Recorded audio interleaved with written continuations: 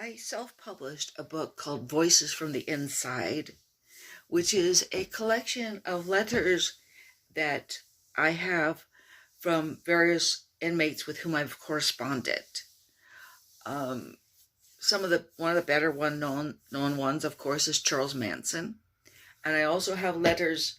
I have several letters from him, and letters from people associated with him: Bobby Beausoleil, Lynette Squeaky Fromm, and Charles Tex Watson.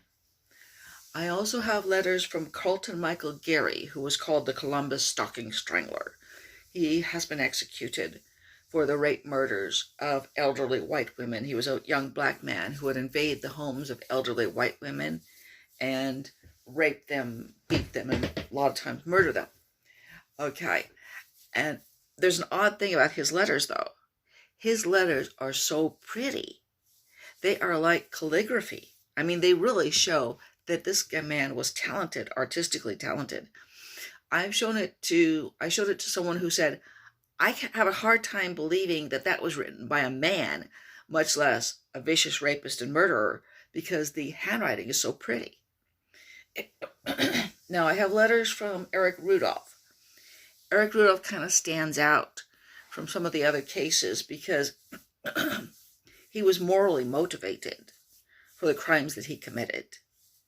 He was trying to stop abortion, and he was trying to stop the general acceptance of same-sex love in our culture. He regrets the bombing of the Olympics because people didn't see it the way he saw it.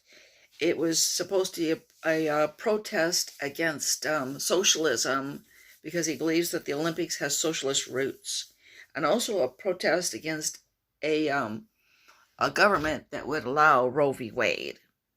Okay, I have letters in there from Lawrence Bittaker. He was part of the Toolbox murder team, and he was called Lawrence Pliers Bittaker.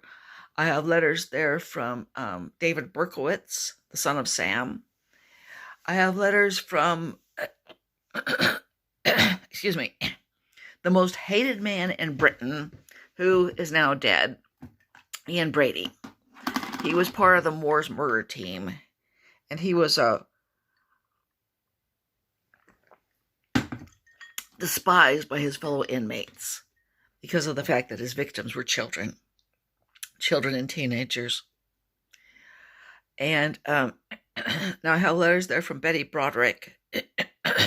She's a little bit of a different case because she appears to have been a normal person who was kind of driven mad by a situation that is very common, which is that she got older and her husband wanted a younger woman. Okay, and there's also letters from Pam Smart. Now, Pam Smart, is she guilty of planning the murder or plotting the murder? I don't know. But she was certainly guilty of having sex with a 16-year-old boy, which set the whole thing into motion. I have letters from Nanette Packard Johnson, who, along with a boyfriend, murdered another boyfriend for money, or was convicted of doing it. I have letters from Renee Neasley, who is not really well known, but she was put in prison for beating to death her toddler child. Now, that beating has larger implications because it took place the day after she had an abortion. Okay, also having larger implications is the case of William Hetherington. He's now out of prison, but he served 24 years in prison for spousal rape, something that had just been created as a crime in Michigan when he was convicted of it. Okay, anyway, I hope some of you will buy Voices from the Inside, and you can find out what it is like to correspond with people who are in prison. It's not as eerie as you might think it is, but it is interesting, and I really hope you'll take the plug. Voices from the Inside by Denise No at Amazon. It's only in ebook form, and I really hope some of you will buy it.